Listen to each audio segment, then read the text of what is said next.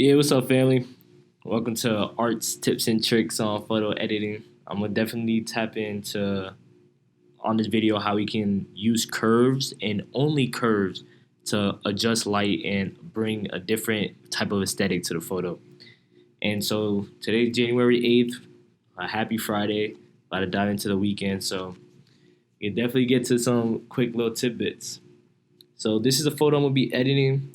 And right now, what I'm gonna want to do is kind of bring out the shadows more to then kind of affect the photo in a more lightened way, more a welcoming way. And so, what we first are gonna introduce to you, because this right here is the points curves, and this is the histogram on the top right. So the histogram is what the camera captured, and so what points curve is going to be doing is adjusting the light that the camera captured. So if you could see at this spike to the left, there's a high spike of shadows. Is the same spike right here.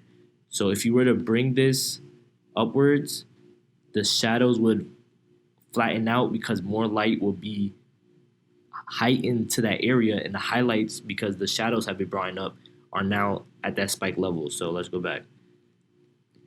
So I brought up the height of the shadows, which allowed more light to be in the photo, and that allowed the shadows to die down a little bit. So for this photo, I'm gonna leave it around, let's see, something like this. Let's see. Yeah, something like this. So now adjusting the shadows, I don't think I'm gonna play with it anymore.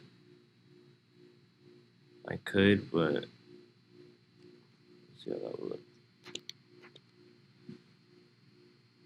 Yeah, so I'll probably just leave the shadows like that.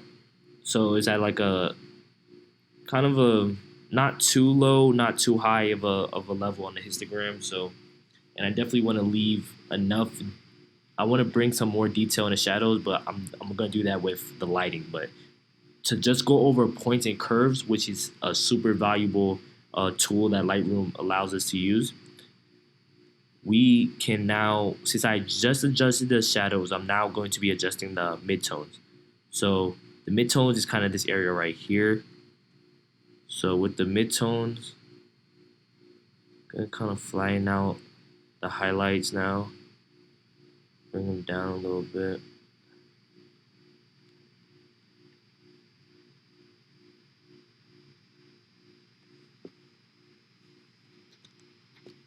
Yeah, I think around there, because we're gonna lower the not lower the highlights, because I want the blue to be kind of a white. So we're gonna might bring in more blue in the photos. And if you can see in the histogram, when I bring this down, the blues go down. But when I bring it up, the blues level out. So let's see. This is too much blue.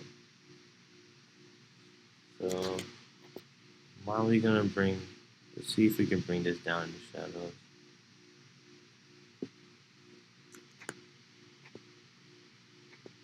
Yeah, something like that would definitely work. And I just used 2 points in the shadows, 3 points in the midtones, and about 3 points in the highlights. And so this pattern kind of controlled, as you can see on the histogram, how the highlights died down and now became more controlled. That's just how you can use points curves in a very highly efficient way.